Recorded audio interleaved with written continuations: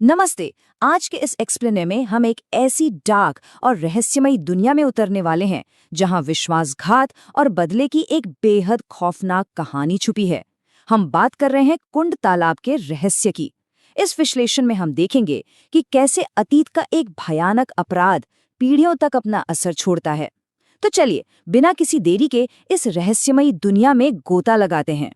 सोचिए जरा, क्या हो अगर किसी की सबसे अच्छी सहेली ही उसकी सबसे बड़ी दुश्मन निकल जाए। एक ऐसी दोस्त जिसके साथ हर सुख दुख बांटा हो, वही अंदर ही अंदर विनाश की साजिश रच रही हो। हमारी आज की ये कहानी बिल्कुल ऐसी ही एक मासूम सी दिखने वाली दोस्ती से शुरू होती है, जिसके पीछे एक बहुत ही भयानक राज दफन है। तो घटना कुछ इस तरह शुरू होती है। 3 सहेलियां हैं, नूर, समायरा और फलक।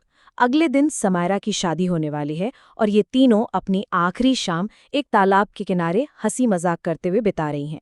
माहौल एकदम खुशनुमा है, लेकिन तभी अचानक कुछ ऐसा होता है जिसकी किसी ने कल्पना भी नहीं की थी। नूर को पानी के अंदर से कोई अदृश्य अजीब सी शक्ति अपनी ओर खींच लेती है। पानी में एक जोरदार छपछप की आवाज होती है और देखते ही देखते नूर उस रहस्यमयी पानी में गायब हो जाती है। किनारे पर खड़ी समायरा और फलक बस पूरी दहशत में ये खौफनाक नज़ारा देखती रह जाती हैं। अपनी सहेली को बचाने की जद्दोजहद में समायरा और फलक बिना कुछ सोचे समझे उसी तालाब में कूद पड़ती हैं।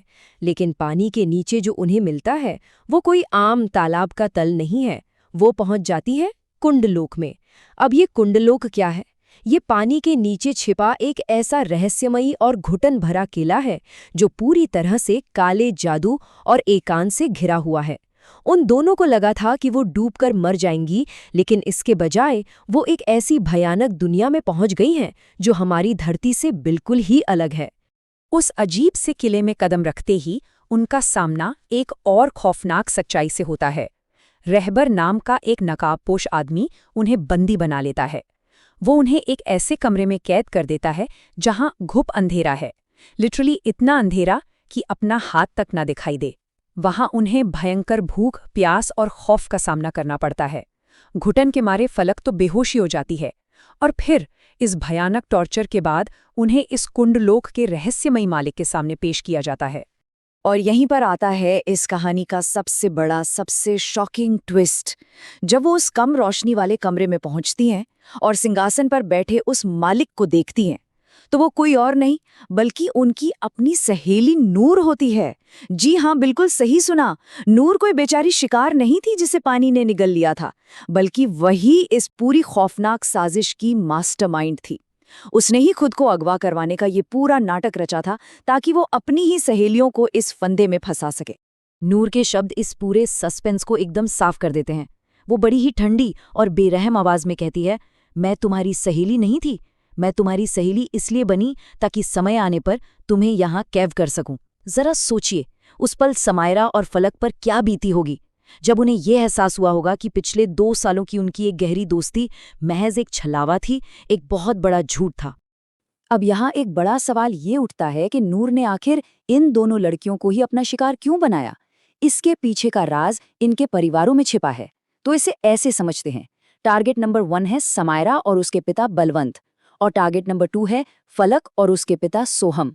असल में नूर की असली दुश्मनी इन लड़कियों से थी ही नहीं, बल्कि इनके पिताओं से थी। वो इन लड़कियों के जरिए उनके पिताओं को वो तड़प देना चाहती थी जो दर्द उन्होंने कभी नूर को दिया था। ये कोई आम बदला नहीं है, ये पीढ़ियों तक चलने वाले कर्मों के फल की कहानी है। लेकिन वो अतीत का दर्द आखिर था क्या?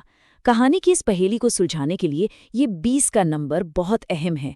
जब समायरा घबरा कर नूर से कहती है कि वो तो अभी 20 साल की भी नहीं है, तो नूर जवाब देती है कि वो पिछले 20 सालों से इसी जगह की मालकिन है। नूर की उम्र और उसका शरीर ठीक 20 साल पहले उसी जगह पर ठहर गया था।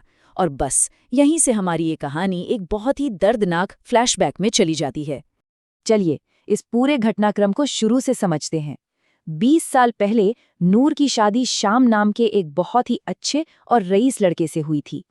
लेकिन उसी साल बलवंत ने जलन में अंधे होकर श्याम की बेरहमी से हत्या कर दी।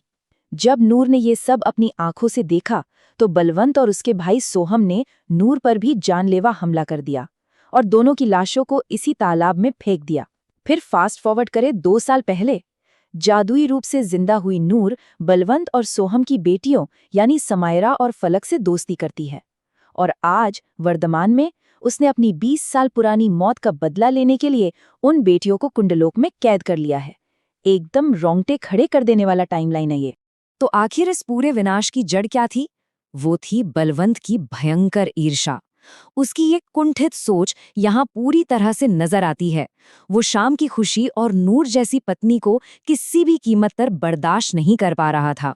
उसे लगता था कि जो सुकून और खुशी शाम को मिली है वो उसे तो कभी नसीब नहीं होगी, और इसी जलन के चलते उसने दूसरों की खुशियों को हमेशा हमेशा के लिए मिटा देने का एक ऐसा फैसला किया जिसे कभी माफ नहीं किया जा सकता।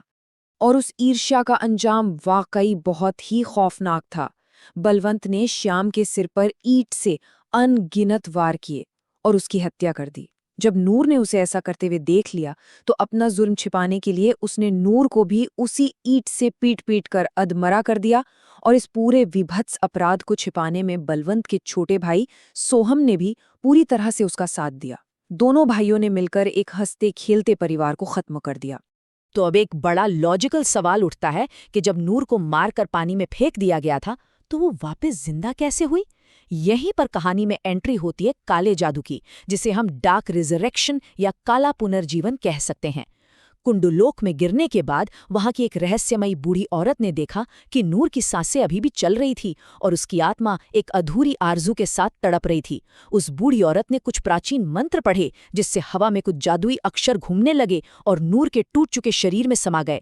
इसी खतरनाक जादू ने नूर के घावों को भर दिया और उसे हमेशा के लिए 20 साल की उम्र में फ्रीज कर दिया ताकि वो अपना अधूरा बदला पूरा कर सके। अब वापस आते हैं कहानी के प्रेजेंट डे में। जब बलवंत और सोहम को एक अघोरी बाबा के जरिए ये पता चलता है कि नूर जिंदा है और उसने उनकी बेटियों को कुंडलोक में अगवा कर लिया है, तो अपने अतीत के पापों का भारी बोझ लिए दोनों पिता अपनी बेटियों को बचाने के लिए उसी तालाब में कूद पड़ते हैं। मतलब आखिरकार अपराधी खुद चलकर उस जाल में आ ही गए थे जो नूर ने इतनी मेहनत से बिछाया था।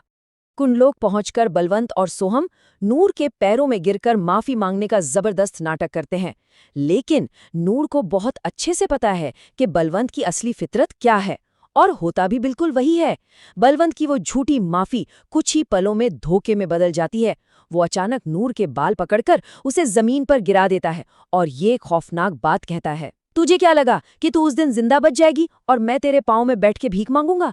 जरा सोचिए, 20 साल गुजर गए लेकिन बलवंत के अंदर रत्ती भर का भी पछतावा नहीं था। और अब ये कहानी अपने सबसे हिंसक और चरम बिंदु पर आ जाती है। यहाँ चीजें बहुत तेजी से बदलती हैं। स्टेप 1, बलवंत नूर की जान लेने के लिए उस पर फिर से जोरदार हमला करता है। स्टेप 2, ये देखकर कि उसका पिता कितना बड़ा दानव है, समायरा रहबर के हाथ से तलवार छीन लेती है। स्टेप 3, नूर को बचाने और न्याय करने के लिए समायरा उसी तलवार से अपने ही पिता का सिर धड़ से अलग कर देती है। और फाइनल स्टेप, समायरा घुटनों के बल बैठकर अपने परिवार के इस भयानक पाप की कार्मिक सजा को पूरी तरह से स्वीकार कर लेती है।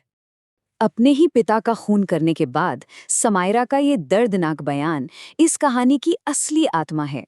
वो रोते हुए कहती है कि मैंने एक बेटी का फर्ज तो नहीं निभाया, लेकिन एक इंसान होने का फर्ज निभा लिया है।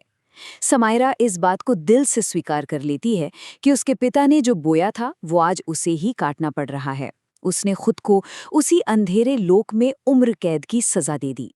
ये मान लिया कि माता पिता के पापों का भारी भुगतान आखिर में संतान को ही करना पड़ता है।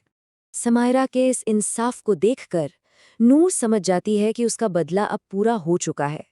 उसका 20 साल पुराना जो उबलता हुआ क्रोध था वो अब शांत हो जाता है। वो वापस वही मंत्र पढ़ती है जो उस बूढ़ी औरत ने पढ़े थे। वो जादुई अक्षर उसके शरीर से बाहर निकल जाते हैं। अपना जादू वापस लेते ही नूर हमेशा हमेशा के लिए इस दुनिया से विदा ले लेती है, ताकि मौत के उस पार वो अपने पति श्याम से मिल सके। और उसके प्राण त्यागते ही वो रहस्यमयी कुंडलोक हमेशा के लिए नष्ट हो जाता है और बाकी बचे लोग सुरक्षित वापस धरती पर आ जाते हैं। अंत में ये कहानी हमें एक बहुत ही गहरे और विचार करने वाले सवाल के साथ छोड़ जाती है। क्या कोई भी इंसान कर्मों के इस विनाशकारी और पीढ़ियों तक चलने वाले चक्र से सच में कभी बच सकता है? बलवंत ने जो पाप किया उसकी कीमत 20 साल बाद उसकी अपनी बेटी को उसका गला काटकर चुकानी पड़ी। कर्म का हिसाब यहीं इसी दुनिया में होता है। हमारा आज का ये एक्सप्लेनर यहीं समाप्त होता है। ऐसे ही और दिलचस्प और ज्ञानवर्धक विषयों के लिए हमारे साथ जुड़े रहें। सोचने के लिए बहुत कुछ है ना? Thanks for watching my videos. Please like and subscribe.